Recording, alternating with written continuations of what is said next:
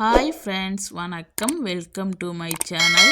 இன்னைக்கு ஆரோக்கியம் நிறைந்த உடல் எடையை குறைக்கக்கூடிய பச்சை பயிறு தோசை எப்படி ஸ்லோவமாக செய்கிறது தான் பார்க்க போகிறோம். நல்லா மொறுன்னு டேஸ்டியாக 3 விதமாக இந்த பச்சை பயிறு தோசையை செய்ய போகிறோம். வாங்க வீடியோக்குள்ளே போகலாம்.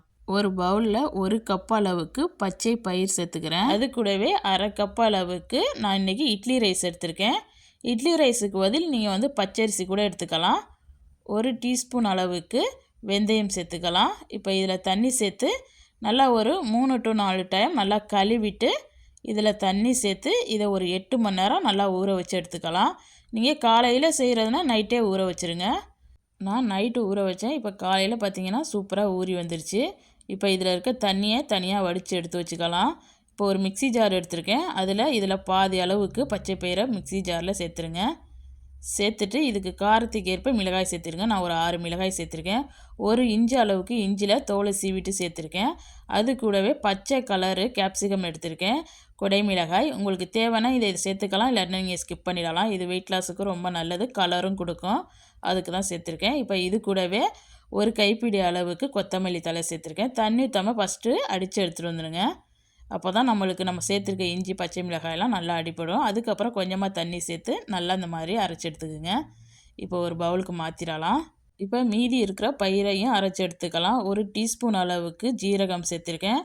மீதி இருக்க பயிரை சேர்த்துட்டு அதுக்கு தேவையான அளவுக்கு உப்பு சேர்த்துருங்க. இப்போ இதையும் அடித்து எடுத்துக்கலாம். இப்போ அடித்ததை மறுபடியும் சேர்த்தாச்சு. இப்போ நான் மிக்ஸியை அலம்பி கொஞ்சமாக தண்ணி சேர்த்துருக்கேன். இப்போ இதை நல்லா மிக்ஸ் பண்ணிக்கலாம். ஃபஸ்ட்டே தண்ணி நிறையா சேர்த்துறாதீங்க. நம்மளுக்கு பத்தாட்டினா திருப்பி நம்ம தண்ணி சேர்த்துக்கலாம். ரொம்ப தண்ணியாகவும் இருக்கக்கூடாது, ரொம்ப கட்டியாகவும் இருக்கக்கூடாது. அந்த மாதிரி நல்லா கரைச்சி எடுத்துக்குங்க. இப்போ நம்மளுக்கு மாவு சூப்பராக தயாராகிடுச்சு. இந்த மாதிரி இருக்கணும். இப்போ நம்மளுக்கு மாவு தயாராகிடுச்சு. இது ஒரு ஓரமாக இருக்கட்டும். இப்போ இந்த தோசைக்கு ஒரு சட்னி தயார் பண்ணிக்கலாம். நம்ம இன்றைக்கி ஒரு பூண்டு சட்னி எப்படி சீக்கிரம் செய்கிறதுன்னு பார்க்கலாம். மிக்ஸி ஜார் எடுத்துருக்கேன். அதில் 8 பட்டை மிளகாய் சேர்த்துருக்கேன். அது கூட ஒரு 10 பல் பூண்டு சேர்த்துக்குங்க. ஒரு சின்ன வெங்காயமாக இருந்தால் ஒரு 7 வெங்காயம் சேர்த்துக்கங்க. நான் பெரிய வெங்காயத்தில் கொஞ்சம் ஒரு 1/4 பகுதியை சேர்த்துருக்கேன். ஒரு முழு தக்காளி, கொஞ்சமாக புளி, தேவையான அளவுக்கு உப்பு சேர்த்துருங்க. உப்பு சேர்த்துட்டு இதை நல்லா மைய அரைச்சி எடுத்துகிட்டு வந்துடுங்க. பாருங்கள் இந்த மாதிரி. இப்போ ஒரு கடாய் அடுப்பில் வச்சுருக்கேன். அதில் 2 டேபிள் ஸ்பூன் அளவுக்கு நல்லெண்ணெய் சேர்த்துக்கலாம். அது கூட அரை டீஸ்பூன் அளவுக்கு கடுகு, கொஞ்சமாக கருவேப்பிலை சேர்த்துக்கலாம். இந்த கடுகு நல்லா பொரியட்டும்.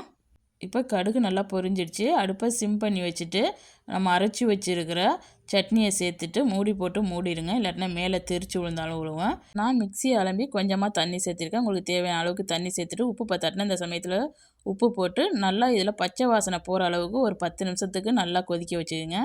பாருங்கள், இப்போ 10 நிமிஷமாக நல்லா கொதிச்சிருச்சு. நம்மளுக்கு சட்னி ரெடி ஆகிடுச்சு. இந்த மாதிரி இருக்கணும். இந்த பச்சை பயிறு தோசைக்கு இந்த சட்னி சூப்பராக இருக்கும். ட்ரை பண்ணி பாருங்கள். இப்போ நம்ம தோசை செஞ்சுக்கலாம். தோசைகள் அடுப்பில் வச்சுருக்கேன். நல்லா கல் காஞ்சதும் தண்ணி தெளித்து நல்லா க்ளீன் பண்ணிவிட்டு ஒரு கரண்டி அளவுக்கு மாவை விட்டுட்டு நல்லா இழுத்துக்குங்க. உங்களுக்கு எந்த அளவுக்கு சாஃப்டாக வேணுமோ அந்த அளவுக்கு இழுத்துக்குங்க. இழுத்தது பிறகு இதில் லைட்டாக எண்ணெய் தெளித்து விட்ருங்க. நல்லெண்ணெய் ஊற்றி சுடுங்க. அப்போ நல்லா டேஸ்டியாக இருக்கும். இப்போ ஒரு பக்கம் லைட்டாக காஞ்சிடுச்சு. இப்போ இதை திருப்பி போட்டுக்கலாம். நல்லா மொறுன்னு வேணும்னா நல்லா முருவலாக விட்டு நீங்கள் எடுத்துக்கலாம்.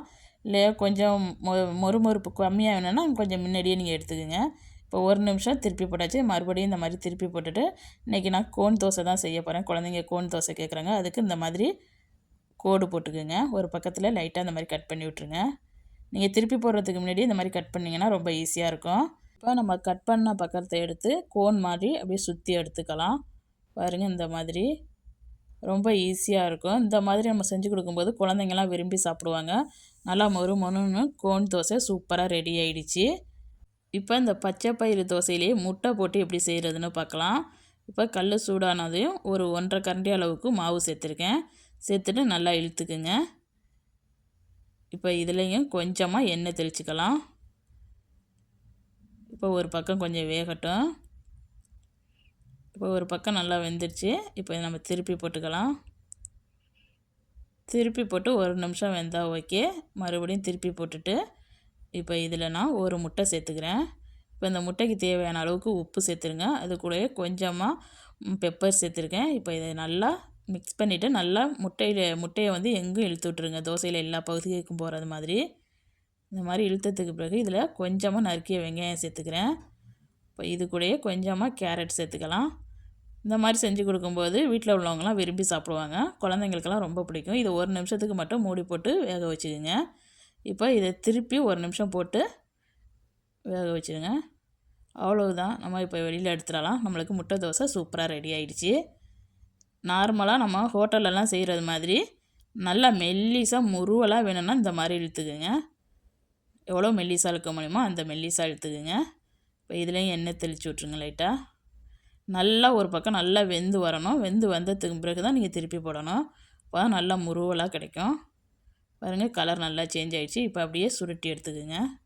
நல்லா மொறு மொறுன்னு ரொம்ப டேஸ்டியாக பச்சை பயிறு தோசை சூப்பராக ரெடி ஆகிடுச்சு.